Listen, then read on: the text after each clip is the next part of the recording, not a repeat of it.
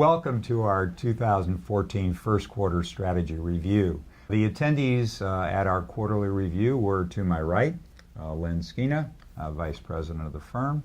To my direct right, Robert Toomey, who is the Head of Research and also a Vice President of the firm.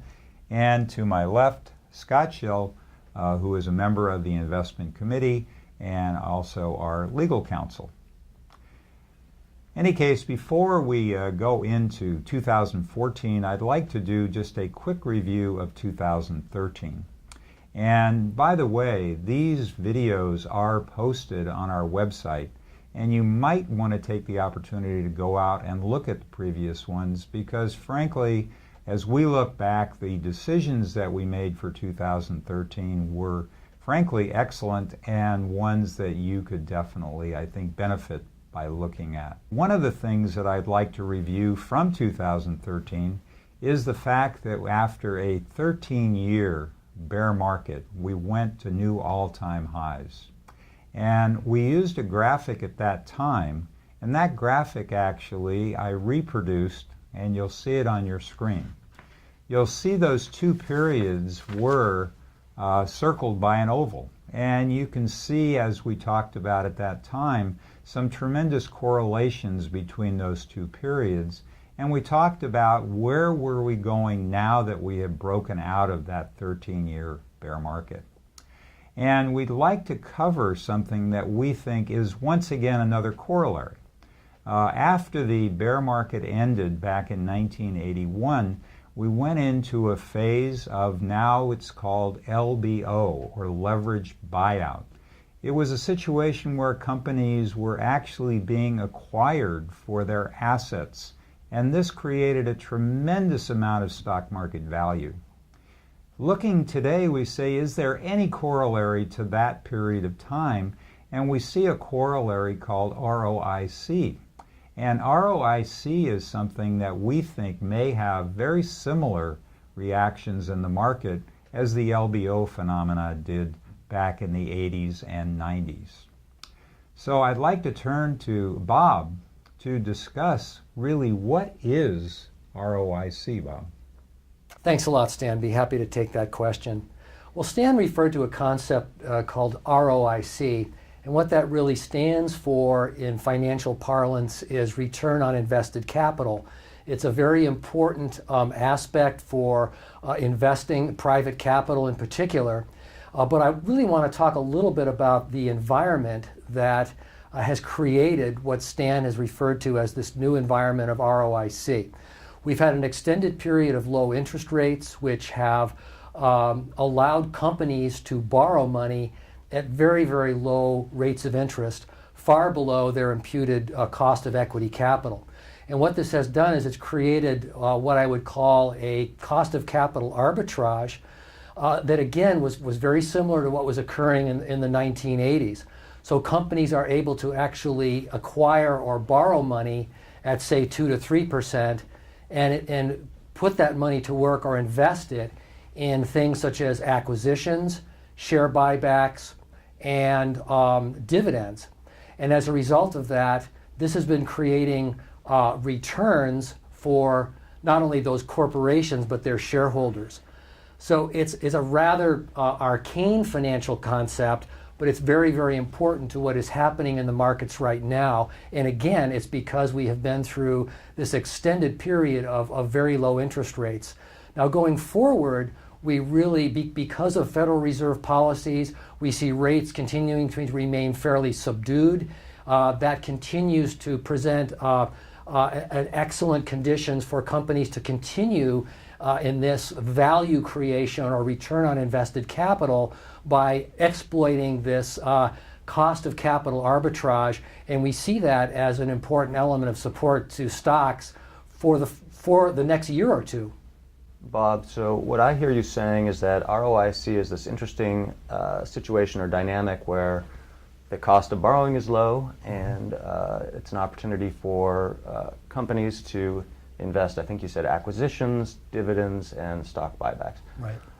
And we think that's an important driver going forward. My question is, how do those use of the proceeds of those funds, how is that going to drive the stock market up and forward?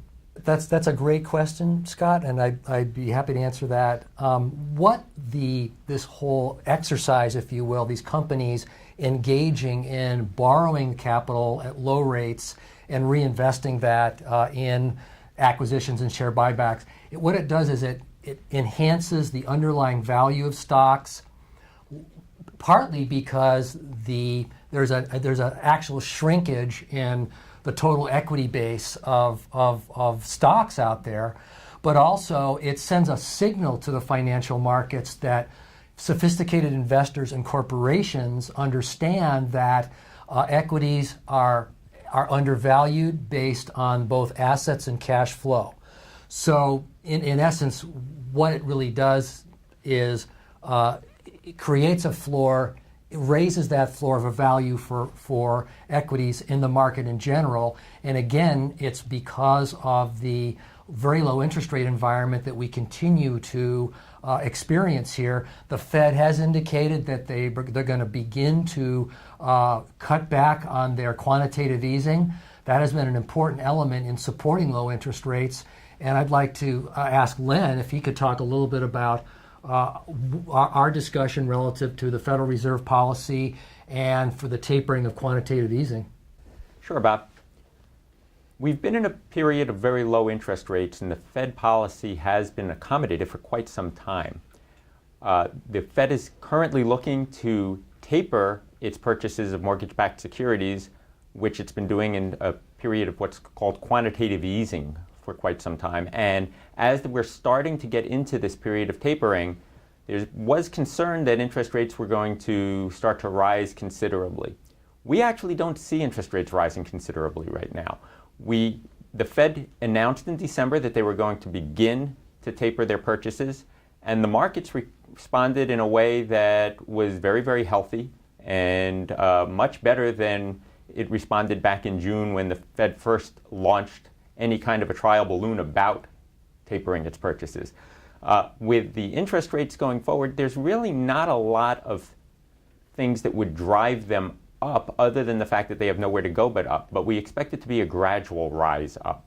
There's not a lot of inflationary pressure. The Fed is in no real rush to raise interest rates. In fact, they've already announced that they have no intention in the near term of raising the federal funds rate. And we don't see any compelling reason for it to skyrocket from where it is. The incoming Fed chairman, who will likely be Janet Yellen, is more accommodative, if possible, than Ben Bernanke. And so we don't really see a change in Fed chairmanship doing anything to accelerate rates. If anything, it will probably keep them relatively slow. Thanks, Len, Bob, and Scott. That was really an interesting discussion about what I think is a very, very important part of our current market strategy. But we have other parts of our strategy because, as you all know, we manage to 9 different investment classes. So we don't want to ignore those, and we certainly didn't ignore those at our meeting. So I'd like to turn it over to Scott. Would you please tell us your comments and how we covered the international section? Thanks, Dan. I appreciate that. You know, they say in the land of the blind, the one-eyed man is king. And that's sort of been the dynamic between the U.S. and Europe over the last year or two. But Europe has seen a recent improvement. In fact, in the third quarter was the first quarter of positive GDP growth in quite some time. And we see that carrying forward. So we are, especially equities relative to bonds, we are positive on international equities. And in terms of developed versus emerging, we see a little downside risk in the emerging markets, and so we're continue to kind of stick with the developed side of things. Thanks, Scott. Certainly talking about international and where the international is compared to the way it's been is certainly very important, but we don't want to underemphasize the U.S. markets. U.S. markets have been really the leader all around the world. So Len, can you give us a little more on the U.S. markets? Absolutely, Stan. The U.S. economy is strengthening. In fact, the growth in the economy is expected to be in the neighborhood of about 2.7% this year, which is significantly stronger than it's been the last several years. With that growth, we're anticipating improved employment growth, which is going to drive both consumer spending as well as corporate investment. It should create additional demand for housing, and all of that should help drive revenues for corporations higher. Corporate revenues are a strong driver of the stock market, and we anticipate corporate earnings going from growing about 5% to growing somewhere in the neighborhood of about 8 or 9% this year. With all of that, we are extremely positive on the stock market right now, especially the U.S. markets, and we are continuing to emphasize areas where we see even more likely growth, such as technology and stocks with growing dividends. Thanks, Len. Appreciate that. As you can see, we're fairly positive about the stock market, and really we're not that negative on the bond market. But there are always risk factors. So, Bob, I'd like to turn to you and just illuminate some of those risk factors that we did talk about. Thanks very much, Stan. When we look at our investment policy and strategy, a very important part of our meeting is thinking about risks. And I just wanted to point out a couple of things that are a risk here, or that we had discussed. One of those being valuation. The market is now, the U.S. stock market is trading about 15 times this year's earnings. That is no longer what we would consider to be cheap. I don't see that as being a factor that would stop the market from going up, but it's something that we have to keep in mind and watch if it goes up a lot higher, if the valuation goes higher. Another concern would be if the U.S. economy accelerates faster than we now think. As Len mentioned, there's a lot of factors coming together for the U.S. economy now that are positive, that really could cause the economy to accelerate faster, and that might cause the Fed to have to reconsider the pace at which they're going to taper quantitative easing, and that might be problematic for the markets. The third thing that we want to keep in mind is that it's been really, since 2011, since we have had more than a 10% correction in the market. So statistically speaking, we're kind of overdue for some sort of correction, and we think that that does add an element of risk. Not to say there will be a correction, but normally over this period of time, historically we would see a correction of 5, 10, 12% over a 12 to 15 month period. Thanks, Bob. Appreciate those comments. And as you can see, we are fairly positive on the stock market.